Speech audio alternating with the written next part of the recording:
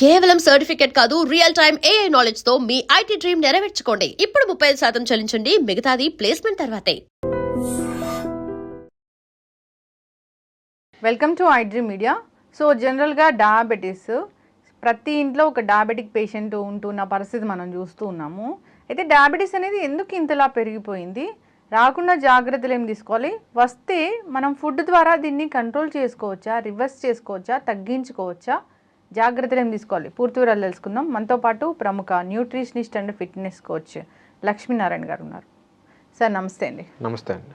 మీరు ఏం తినాలి చెప్తారు, ఎలాంటి ఫిజికల్ యాక్టివిటీస్ చేయాలని చెప్తారు, ఎక్సర్సైజ్ గురించి చెప్తారు, అసలు ఒక మనిషి అనారోగ్య సమస్యలను ఎలా న్యాచురల్ వేస్లో తగ్గించుకోవాలో చెప్తారు, ఆహారం, ఫిట్నెస్ ఇలాగా. అయితే డయాబెటీస్ సార్ ఇద్దరు ఉంటే ఒకరికి ఖచ్చితంగా ఉంటూ ఉన్న పరిస్థితి మనం చూస్తూ ఉన్నాము. ఎందుకు ఇంతలా పెరిగిపోయింది? సో మనకి డయాబెటీస్ ఇంతకు ముందుతో పోల్చుకుంటే ఇప్పుడు ఎందుకు పెరిగిందంటే, ఇంతకు ముందుతో పోల్చుకుంటే మన ఆహార విధానాలు చాలా కంప్లీట్గా చేంజ్ అయిపోయినాయి. అప్పట్లో మనం ఏది తిన్నా కానీ అన్పాలిష్డ్ ఐటమ్స్ తినేవాళ్ళం మనం. కానీ ఇప్పుడు ప్రజెంట్ మనం ఏం తింటున్నామంటే అన్పాలిష్డ్ ఐటమ్స్ తినేవాళ్ళు ఎవరూ లేరు. అంతా కూడా రిఫైన్డ్ కార్బోహైడ్రేట్ల మీద ఎక్కువ ఫోకస్ పెట్టారు.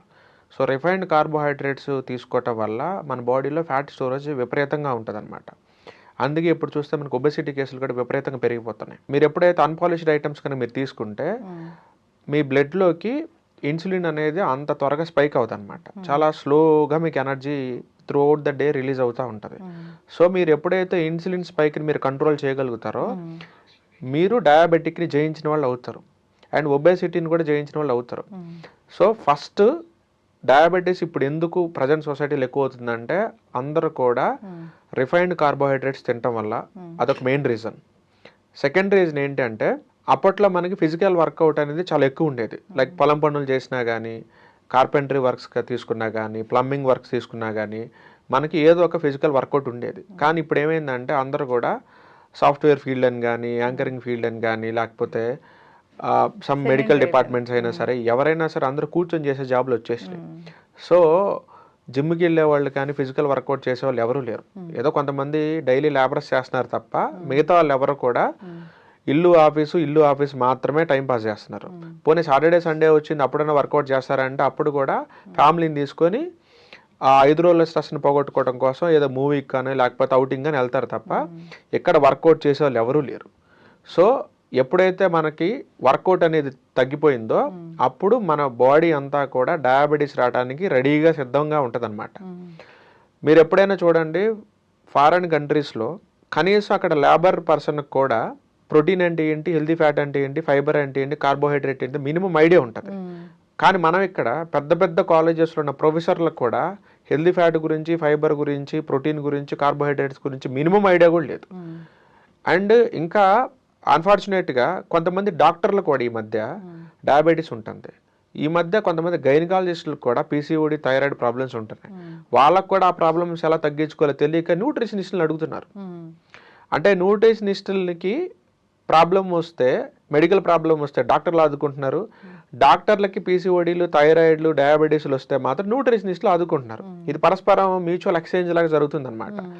ఈవెన్ నా దగ్గర కూడా చాలా మంది డాక్టర్లు మెసేజ్లు పెట్టారు, నాకు యాక్నీ ఇష్యూ ఉంది ఎలా తగ్గించుకోవాలని, డయాబెటీస్ ఉంది ఎలా పోగొట్టుకోవాలని, PCOD ఉంది ఎలా పోగొట్టుకోవాలని. వాళ్ళని అందరినీ రివర్స్ ఒకటే క్వశ్చన్ అడిగా, మరి మీ దగ్గరికి మిమ్మల్ని నమ్మి చాలా మంది పేషెంట్లు వస్తారు కదా, మరి వాళ్ళకి మీరు ఎలా మభ్య పెడుతున్నారు? మీకే తెలియనప్పుడు మీరు ఎలా మభ్య పెడుతున్నారంటే మాకు ఫుడ్ గురించి అంత ఐడియా లేదు, మెడిసిన్ గురించి ఐడియా ఉందని చెప్తున్నారు. సో డాక్టర్లు అయినా సరే వాళ్ళకి త్రూ అవుట్ ద డే వాళ్ళకి చాలా కేసెస్ ఓపీలు చూడాలి, కొంతమంది సర్జరీలు చేయాలి, వాళ్ళకి కూడా వర్కౌట్ చేయడానికి ఖాళీ ఉండదు. ఎవరైతే వర్కౌట్ చేయరో వాళ్ళు ఖచ్చితంగా వాళ్ళకి డయాబెటీస్ వచ్చి తీరుతుంది. అదేదో మనకి జీన్స్లో ఉంటేనే డయాబెటిక్ వస్తుంది అనుకోవడం చాలా తప్పు. ఇప్పుడు ఫస్ట్ ఎవరికో ఒక పర్సన్కి ఫస్ట్ డయాబెటీస్ స్టార్ట్ అయితే మీ ఫ్యామిలీలో వాళ్ళందరికీ వారసత్వంగా వచ్చింది అనుకోవచ్చు. కానీ ఆ ఫస్ట్ వచ్చిన పర్సన్కి మరి జీన్స్లో రాలేదు కదా. తనంతట తను చేసిన మిస్టేక్ వల్ల తనకి డయాబెటీస్ వచ్చింది. తర్వాత తన నెక్స్ట్ జనరేషన్ అందరికి పాస్ అవుట్ చేసాడు. మరి ఆ ఫస్ట్ వచ్చిన పర్సన్కి తన మిస్టేక్ అది. సో ఇక్కడ జీన్ వల్ల డయాబెటిక్ రాదు. డయాబెటిక్ సంబంధించిన జీన్స్ మీ బాడీలోకి వస్తాయేమో, కానీ అవి యాక్టివేట్ అవ్వాలా, డియాక్టివేట్ అవ్వాలా, ఆ బటన్ అనేది ఆన్లో ఉండాలి, ఆఫ్లో ఉండాలనేది మన లైఫ్ స్టైల్ డిసైడ్ చేస్తుంది. ఈవెన్ ఒక డయాబెటీసే కాదు, మీకు పేరెంట్స్ నుంచి వచ్చిన క్యాన్సర్ అయినా సరే, ఆర్థరైటిస్ అయినా సరే, సోరియాసిస్, ఎగ్జిమా లాంటి స్కిన్ డిసీజెస్ అయినా సరే మీకు పేరెంట్స్ నుంచి మీకు జీన్స్ వస్తాయి, కానీ అవి ఆఫ్లో ఉంటాయి. వాటిని యాక్టివేట్ చేసేది ఎవరు అంటే మనం మాత్రమే. ఇప్పుడు ఇంట్లో ఉన్న 2-3 పిల్లలకి ఒకరికే డయాబెటీస్ వచ్చింది అనుకుందాం, మరి మిగతా 2 పిల్లలకి ఎందుకు డయాబెటీస్ రాలేదు అంటే పేరెంట్స్ నుంచి వచ్చిన జీన్స్ ఆ ముగ్గురులో ఒకటే ఉన్నాయి కదా. కానీ ఎందుకు వాళ్ళకి వచ్చినాయి వీళ్ళకి ఎందుకు రాలేదు అంటే ఏదైనా లైఫ్ స్టైల్ సరిగ్గా లేదు, వాళ్ళ లైఫ్ స్టైల్ సరిగ్గా ఉంది, అందుకే వాళ్ళకి ఆ బటన్స్ ఆన్ అవ్వలేదన్నమాట. అండ్ మనకి పాతకాలంలో 50-60 సంవత్సరాలకి డయాబెటీస్ ఎందుకు వచ్చేదంటే 50-60 ఏళ్ళ దాకా అందరూ కూడా యాక్టివ్గా పొలం పనులు చేసుకునేవాళ్ళు. దాని తర్వాత పొలాన్ని కౌలుకి ఇచ్చేసి వాళ్ళు రిటైర్ అయిపోయి ఇంట్లో కూర్చునేవాళ్ళు. సో వీళ్ళకి ఎప్పుడైతే ఫిజికల్ యాక్టివిటీ అనేది తగ్గిపోతుందో వాళ్ళ బాడీలో కూడా ఇక డయాబెటీస్ వచ్చే ఛాన్సెస్ పుష్కలంగా ఉంటుంది. సో ఎవరైతే వర్కౌట్ చేయకుండా ఇంట్లో టైంపాస్ చేస్తారో, ఆఫీసులో టైంపాస్ చేస్తారో వాళ్ళకి డయాబెటీస్ వచ్చి తీరుతుంది అంతే. ఫిజికల్ యాక్టివిటీ, శారీరక శ్రమ ఖచ్చితంగా ఉండాలి. అండ్ మీరు ఫిజికల్ యాక్టివిటీ చేస్తున్నారు అనుకోండి, మీరు రోజులో కొన్ని చీట్ మీల్స్ తిన్నా కానీ మీకు డయాబెటీస్ రాదు. అంటే మీరు 1-2 స్పూన్లు షుగర్ తిన్నా, 1-2 సార్లు మీరు ఏదైనా రిఫైన్డ్ కార్బోహైడ్రేట్ లైక్ పిజ్జాలు, బర్గర్ లాంటివి తిన్నా కానీ మీ వర్కౌట్ మీకు శ్రీరామ రక్షలాగా మీకు కాపాడుతూ ఉంటుంది, మీ బాడీకి డయాబెటీస్ రాదు. అదే మీరు వర్కౌట్ కనుక చేయకుండా ఉంటే మీరు కనీసం ఒక్క చీట్ మీల్ తిన్నా కానీ మీ డయాబెటీస్ వస్తుంది. సో అందుకని మీరు రోజు మొత్తం మీద మీకు నచ్చింది మీరు తినాలి అని మీరు అనుకుంటే మీరు ఆ రోజు వర్కౌట్ చేయండి. వర్కౌట్ చేసిన రోజు మీరు కొంచెం డైట్లో కాకుండా కొంచెం వేరే ఫుడ్ ఐటమ్స్ తిన్నా కానీ మీ బాడీ దాన్ని టాలరేట్ చేస్తుంది, ఎందుకంటే మీ మెటబాలిజం అంత హై స్పీడ్లో ఉంటుంది కాబట్టి. అండ్ మీకు మజిల్ ఉంటుంది కాబట్టి మీరు తీసుకున్న జంక్ ఫుడ్లో వచ్చిన క్యాలరీస్ అన్నీ కూడా మజిల్ బిల్డ్ చేసుకోవటం కోసం, బాడీ అనేది మజిల్ బిల్డ్ చేసుకోవడం కోసం వాడుకుంటూ ఉంటుంది. సో అది మీకు ఎక్కడ ఫ్యాట్ లాగా స్టోర్ అవ్వదు. మీరు ఇన్ఫ్యాక్ట్ మీరు చూస్తే ఒక మజిల్ ఉన్న పర్సన్, ఒక మజిల్ లేని పర్సన్ని పక్కపక్కన కూర్చోబెట్టి పెద్ద హండీ బిర్యానీ పెట్టారనుకోండి, మజిల్ ఉన్న పర్సన్ నెక్స్ట్ డేకి గ్రామ్ కూడా వెయిట్ పెరగడం, మజిల్ లేని పర్సన్ ఎవడైతే ఉన్నాడో 1/2 కిలో కానీ పెరుగుతారు. ఎందుకు పెరుగుతారంటే ఇతని బాడీలో మొత్తం కూడా తిన్న ఫుడ్ అంతా కూడా మజిల్ యూటిలైజ్ చేసుకుంది, అతని బాడీలో ఫుడ్ అంతా కూడా అతనికి మజిల్ ఎక్కువ లేదు కాబట్టి ఆ ఫుడ్ అంతా కూడా ఫ్యాట్ రూపంలో స్టోర్ అయిపోయింది. సో అందుకని మీరు ఎప్పుడైనా చూడండి, డయాబెటిక్ ఒక పర్సన్కి వచ్చింది అంటే అతని బాడీలో మజిల్ ఉండదు. మజిల్ ఉన్న పర్సన్స్కి డయాబెటీస్ రాదు, ఎక్సర్సైజ్ చేసే పర్సన్స్కి డయాబెటీస్ రాదు, రిఫైన్డ్ కార్బోహైడ్రేట్స్ తినని పర్సన్స్కి డయాబెటీస్ రాదు. మీరు ఎలా తినాలంటే, నేను మీ ప్లేట్లో కార్బోహైడ్రేట్ ఎక్కడ ఉంది, ప్రోటీన్ ఎక్కడ ఉంది, హెల్దీ ఫ్యాట్ ఎక్కడ ఉంది, ఫైబర్ ఎక్కడ ఉంది నీ ప్లేట్లో చూపించని అడిగితే మీరు నాకు చూపించగలగాలి. నేనేదో అన్నం వేసుకుని తింటున్నా, కూర వేసుకొని తింటున్నానని మీరు చెప్పకూడదు నాకు.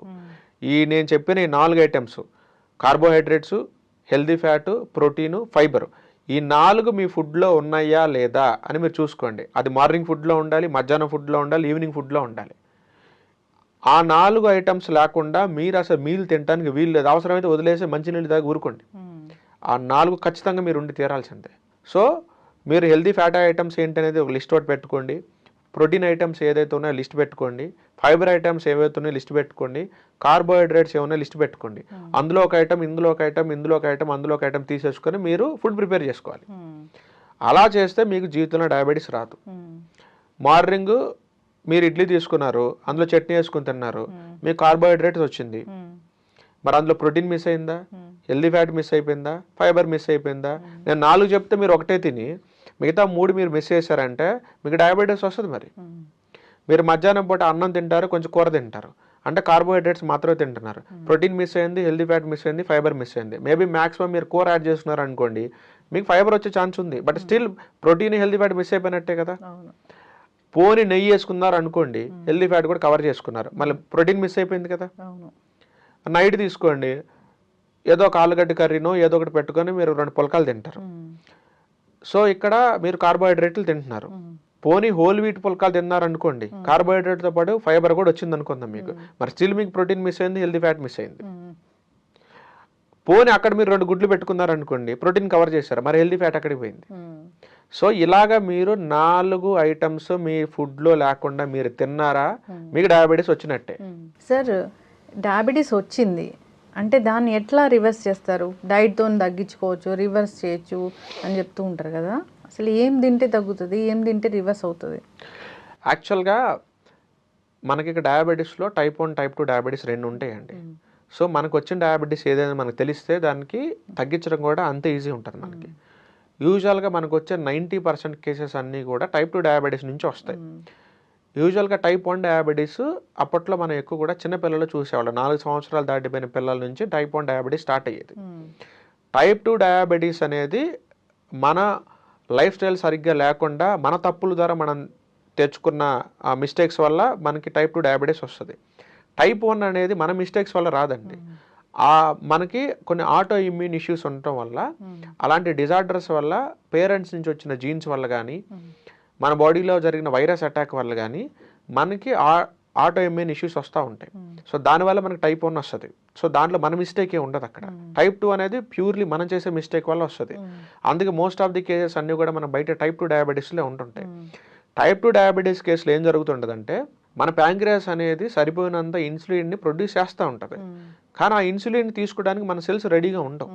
మీకు ఎగ్జాంపుల్ చెప్పాలంటే, ఇప్పుడు మీరు ఫర్ ఎగ్జాంపుల్ తిరుపతికో ఎక్కడికో వెళ్ళారనుకోండి, లోపల గేట్ లోపల కొంతమంది ఉంటారు, గేట్ బయట కొంతమంది ఉంటారు. గేట్ దగ్గర ఒక వాచ్మెన్ కాపలా ఉంటాడు గేట్ వేసి. లోపల ఉన్న జనం క్లియర్ అవ్వకముందే వాచ్మెన్ అనే పర్సన్ గేట్ ఓపెన్ చేయడు. ఎందుకు? ఆల్రెడీ లోపల ఫుల్ అయిపోయారు.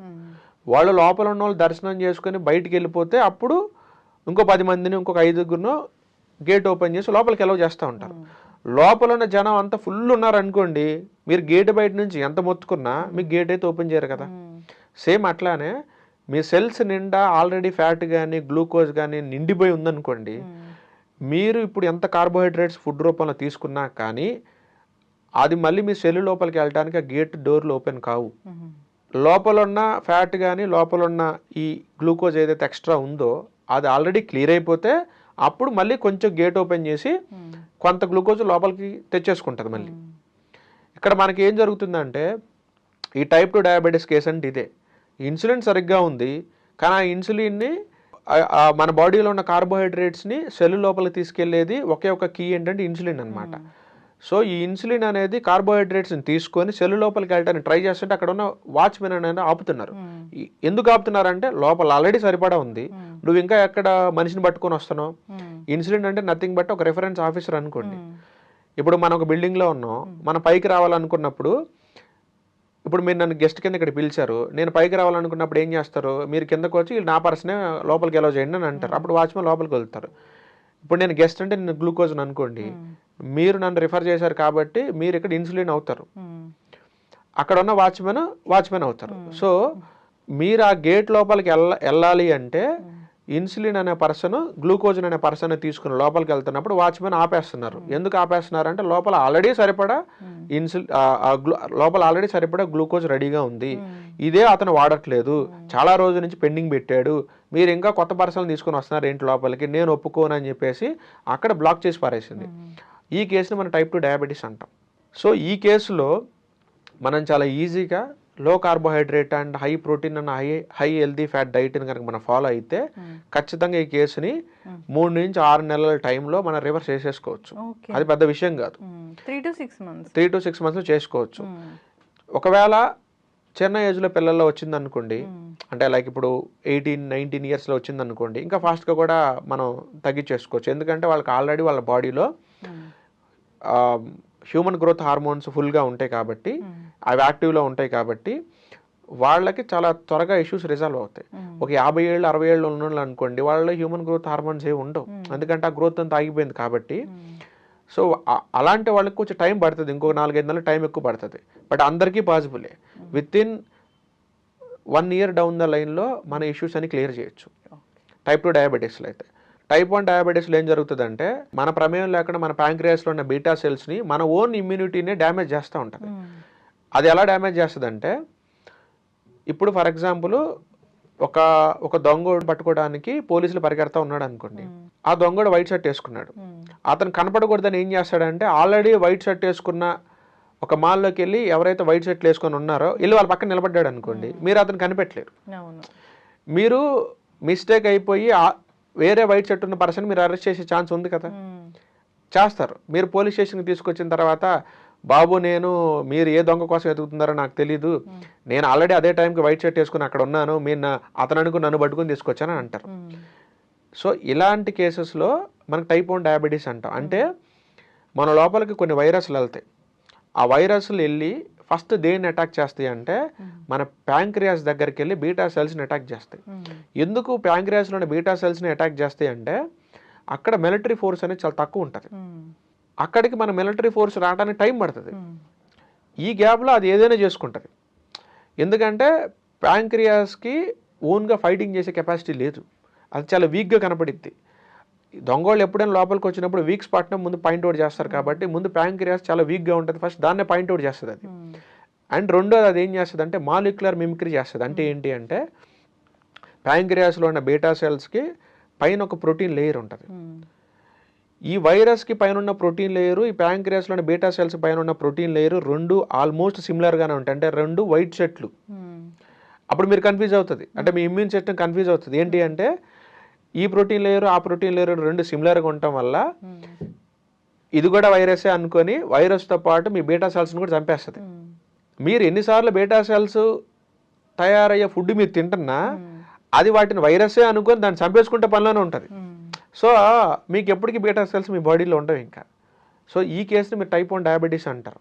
అందుకే ఇలాంటి కేసెస్లో కొంచెం టైం ఎక్కువ పడుతుంది అండ్ రివర్స్ కూడా అవుతుంది, బట్ టైం ఎక్కువ పడుతుంది. అండ్ మీ ఇమ్యూన్ సిస్టమ్కి మీరు క్లియర్గా చెప్పాలి, అది కూడా మీరు డైట్ ద్వారానే పాసిబుల్ అవుతుంది. అంటే ఎక్కడ వినలేదు అసలు టైప్ 1 తగ్గుతుంది అనేది, ఆ డైట్లలోనే వింటాము.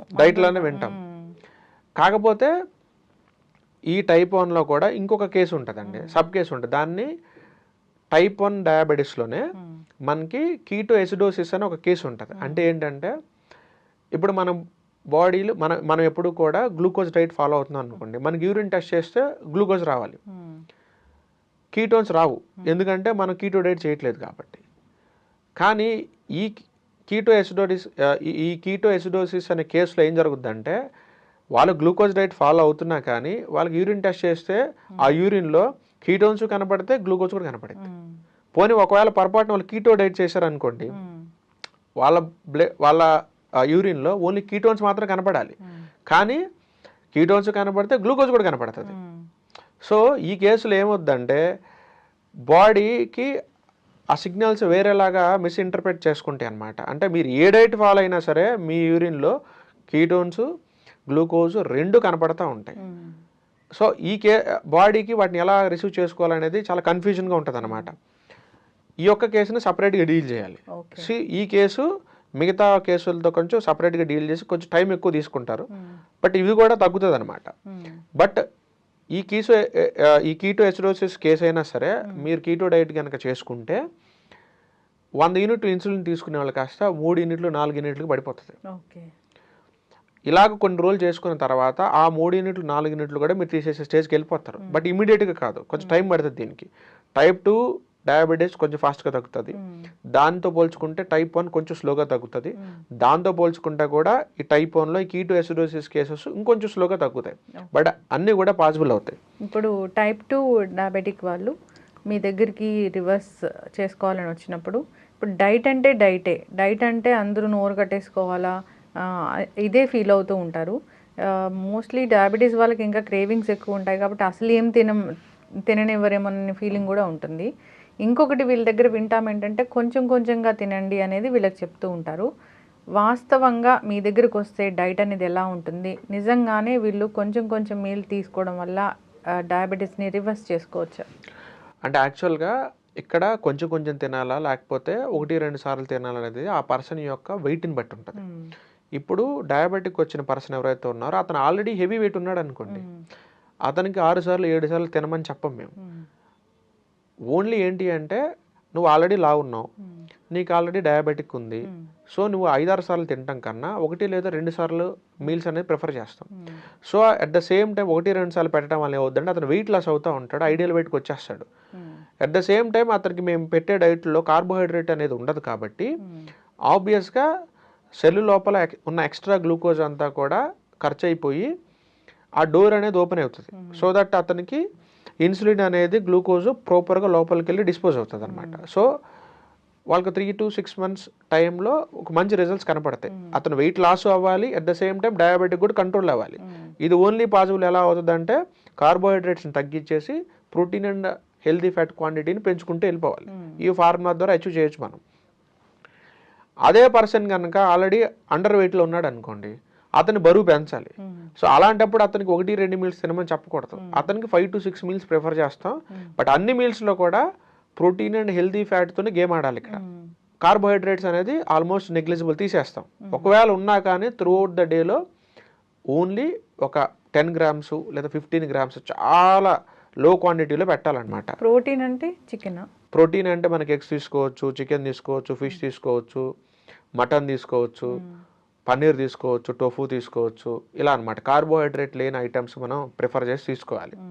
మీకు హెల్తీ ఫ్యాట్ అనుకోండి, మీకు అవకాడో తీసుకోవచ్చు, డ్రై నట్స్ తీసుకోవచ్చు, డ్రై ఫ్రూట్స్ తీసుకోవచ్చు, నెయ్యి తీసుకోవచ్చు, వెన్నపూస లాంటివి తీసుకోవచ్చు, కోకోనట్ ఆయిల్ లాంటివి తీసుకోవచ్చు. ఇలాంటి హెల్తీ ఫ్యాట్ ఐటమ్స్ అని మీరు తీసుకోవాలి. రైస్ మాత్రం రైస్ అంటే అది కార్బోహైడ్రేట్ కింద వస్తుంది కాబట్టి తినడానికి వీల్లేదు. ఈవెన్ చపాతీలు కార్బోహైడ్రేట్, ఇడ్లీ కార్బోహైడ్రేట్, దోశలు కార్బోహైడ్రేట్, పునుగులు, బజ్జీలు, బోండాలు ఇవన్నీ కూడా కార్బోహైడ్రేట్స్. కార్బోహైడ్రేట్స్ ఏది మనం తీసుకోవడానికి వీల్లేదు. అవన్నీ స్టాప్ చేయాలి టెంపరీగా, ఒక 6 months పాటు స్టాప్ చేయాల్సిందే. దాని తర్వాత కావాలనుకుంటే మీకు డయాబెటిక్ నార్మల్ అయిపోయిన తర్వాత మళ్ళీ మెల్లమెల్లగా మీ లైఫ్ స్టైల్లోకి రైస్ తినొచ్చు, చపాతీలు మీరు అన్ని తినొచ్చు, స్వీట్లతో సహానే తినొచ్చు. కానీ ఒక 6 నెలలు మీరు ఓపిక పట్టాల్సిందే. మీరు అన్నట్లు మొదట్లో చెప్పినట్లు ఫైబర్ ఉన్న అంటే పొట్టు ఉన్న రైస్ తీసుకోవచ్చా, బ్రౌన్ రైస్ అలాంటివైనా తీసుకోవచ్చా? బట్ డయాబెటిక్లో ఉన్న వాళ్ళు అయితే మాత్రం అవి కూడా తీసుకోవడానికి వీల్లేదు, ఎందుకంటే స్టిల్ అది కార్బోహైడ్రేట్. మీరు అంటే వైట్ రైస్ బదులు మీరు జొన్నలు, రాగులు, సజ్జలు ఇలాంటి ఫైబర్ ఉన్న ఐటమ్స్ మీరు తీసుకోవచ్చు, కానీ అవి కూడా కార్బోహైడ్రేట్ కాబట్టి మీరు తీసుకోవడానికి వీల్లేదు. మిల్లెట్స్ కూడా కార్బోహైడ్రేటే కదా, అది కూడా గ్రెయిన్ ఐటమే కదా. మీరు వీటే తీసుకుని చపాతీ పిండి అది కూడా కార్బోహైడ్రేటే వస్తుంది మీకు.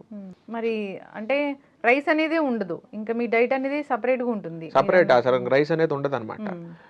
ఎప్పుడైతే మీరు కార్బోహైడ్రేట్స్ ఆపేసి ప్రోటీన్ అండ్ హెల్దీ ఫ్యాట్ మీద మీరు గేమ్ ఆడతారో అప్పుడే మీకు డయాబెటిక్ అనేది ఆల్మోస్ట్ మీరు రివర్సల్ చేసుకునే ఛాన్స్ ఉంటుంది. అండ్ వీళ్ళకి 4 లీటర్లు 5 లీటర్ల నీళ్ళు తాగమని అడ్వైజ్ చేస్తాం. ఎందుకంటే డయాబెటిక్ కేసెస్లో పేషెంట్లందరిని కూడా స్టడీ చేస్తే ఎలా ఉంటారంటే వాళ్ళు ఆల్మోస్ట్ 1 లీటర్, 1.5 నీళ్ళు మాత్రమే తాగుతారు. ఎవరు కూడా నేను 4 లీటర్ నీళ్లు తాగుతానండి అయినా నాకు డయాబెటీస్ వచ్చిందని ఎంతవరకు చెప్పిన వాళ్ళు ఎవరూ లేరు. నేను రోజు ఎక్సర్సైజ్ చేస్తానండి కానీ డయాబెటీస్ వచ్చిందని చెప్పిన వాళ్ళు ఒక్కళ్ళు లేరు. నేను రోజు సజ్జలో, రాగులు, అరికెలు, ఓదులు, అండుకూరలు లాంటివి తింటానండి, ప్రోటీన్ ఐటమ్ బాగా తింటానండి, నట్స్ కూడా రోజు బాగా తింటానండి అయినా నాకు డయాబెటీస్ వచ్చిందని చెప్పిన వాళ్ళు మార్కెట్లో ఎంతవరకు లేరు.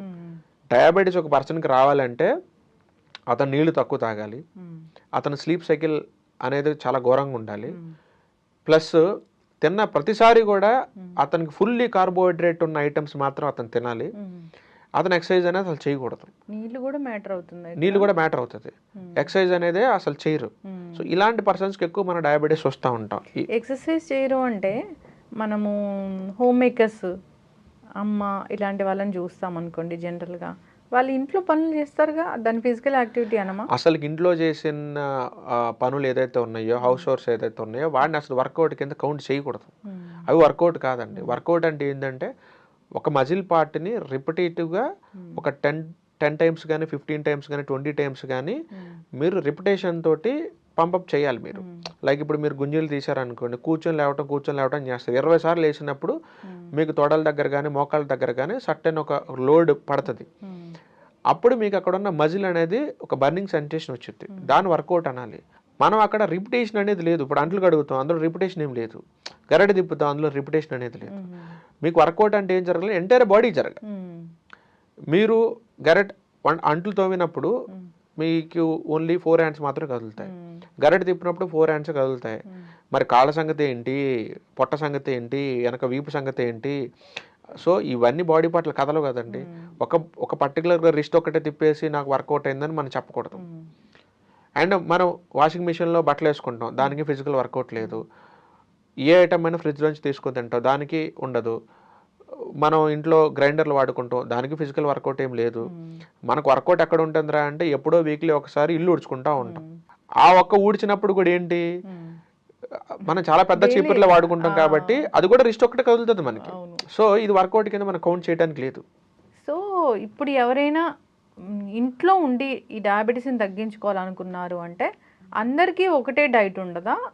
వాళ్ళ మెటబాలిజం బట్టి డైట్ అనేది చెప్తారా? వాళ్ళ మెటబాలిజం అంటే అండి, ఇప్పుడు కొంతమందికి వాళ్ళ జీన్స్లో నాన్ వెజ్ అనేది వాళ్ళ ఫాదర్స్ ఫోర్ ఫాదర్స్ ఎవరైతే ఉన్నారో వాళ్ళు ఎక్కువ నాన్ వెజ్ తినేవాళ్ళు అనుకోండి, మీరు ఇప్పుడు నాన్ వెజ్ ఈజీగా తినగలుగుతారు. ఇప్పుడు ఫర్ ఎగ్జాంపుల్ బ్రాహ్మిన్స్ అనుకోండి, వాళ్ళకి డయాబెటిక్ వచ్చింది. ఇప్పుడు వాళ్ళని సడన్గా హై ప్రోటీన్ ఫుడ్ తినాలండి, మీరు కార్బోహైడ్రేట్ తినకూడదు, మొత్తం అంతా నాన్ వెజ్ తినండి అని చెప్పాలనుకోండి, వాళ్ళు తినలేరు. ఒకవేళ వాళ్ళు ఫోర్స్ఫుల్గా తినడానికి ఒప్పుకున్నా వాళ్ళ బాడీ యాక్సెప్ట్ చేయదు. ఎందుకంటే వాళ్ళ జీన్స్లో ఎక్కడ లేదు అది. నాన్ వెజ్ని ఎలాగ డైజెస్ట్ చేయాలని ఆ ఎంజైమ్స్ వాళ్ళ బాడీలో రెడీగా లేవు. సో అలాంటప్పుడు కాంప్లికేట్ అవుతుంది.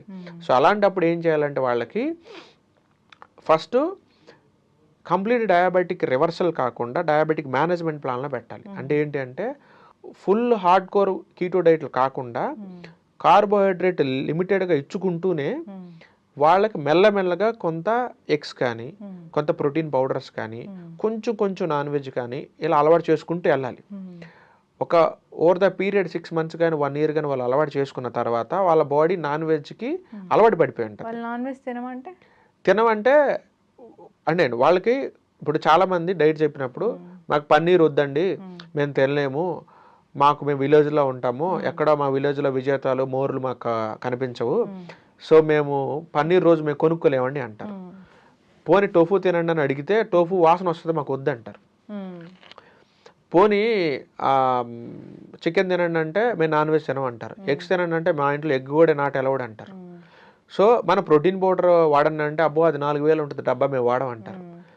సో నువ్వుకున్న ఆప్షన్స్ అన్నీ లిమిటెడ్గా అంటే మనం ఏదైతే డయాబెటిక్ని తగ్గించే ఐటమ్స్ మనం ఫుడ్ లిస్ట్ చెప్పినప్పుడు అవి తీసుకోవడానికి మనం రెడీగా లేనప్పుడు కూడా మనకి ఇష్యూ కూడా తగ్గదు ఇంకా. సో ఖచ్చితంగా అవి మీరు తీసుకొని తీరాల్సిందే. లేదు నాకు డయాబెటిక్ కంప్లీట్గా రివర్సల్ అక్కర్లేదు, నాకు వాల్యూస్ కొంచెం తగ్గి జస్ట్ మేనేజ్ చేసుకుంటూ వెళ్ళిపోతే చాలు అనుకుంటే ఉన్న వెజిటేరియన్లోనే కొన్ని ప్రోటీన్ సోర్సెస్ కొన్ని హెల్తీ ఫ్యాట్ సోర్సెస్ వాళ్ళకి చెప్తాం. అంటే వాళ్ళు అఫోర్డ్ చేయగలిగేలాగా రాజ్మా కానీ చెన్నా కానీ సోయా చంక్స్ కానీ మష్రూమ్స్ కానీ ఇలాంటి ఐటమ్స్ చెప్తాం. బట్ దీని ద్వారా రివర్సల్ అవుతుందా అంటే మేనేజ్మెంట్ అవుతుంది, కంప్లీట్ రివర్సల్ కాదు. అయితే జనరల్గా షుగర్ అనేది ఒక క్రేవింగ్, ఎవరికైనా కొంచెమన్నా తీపి ఉన్న ఫుడ్స్ తినాలని అనిపిస్తుంది. డయాబెటీస్ వాళ్ళు అస్సలే జీరో షుగర్ తీసుకోవాలా? జీరో షుగర్ తీసుకోవాలి. ఎందుకంటే వాళ్ళ సెల్స్ నిండా ఆల్రెడీ సరిపడా గ్లూకోజ్ ఫుల్ ఉంది, అది వాళ్ళు ఆల్రెడీ ఖర్చు పెట్టలేకపోతున్నారు. నువ్వు కొంత ఇచ్చినా అది ఎక్స్ట్రానే అవుతుందండి. ఇప్పుడు ఆల్రెడీ మనకి ఒక కాలు మీద చిన్న పుండు పడింది అనుకోండి, మీరు పెద్దగా వెళ్ళాల్సిన అవసరం లేదు, జస్ట్ వెళ్ళి ఆ పుండు మీద మీరు వేలు పెట్టినా చాలు మంట పుట్టి గట్టిగా కేకలేస్తాడు. డయాబెటిక్ వచ్చిందంటే నథింగ్ బట్ పుండు ఉన్న కాలు లాంటిది, మీరు చిన్నగా టచ్ చేసినా అంతే. అందుకే మీరు చిన్న ముక్క స్వీట్ తిన్నా సరే మీ బాడీలో షుగర్ లెవెల్స్ ఫ్లక్చువేట్ అవుతూనే ఉంటాయి, మీరు ఏది తినడానికి లేదు. షుగర్ ఉన్న వాళ్ళు ఇంట్లో ఉండి ఫిజికల్ ఎక్సర్సైజ్ చేసుకోండి ఇలాంటివి, అంటే వాకింగ్ ఇలాంటివి అంటే 1-2 ఏం చెప్తారు?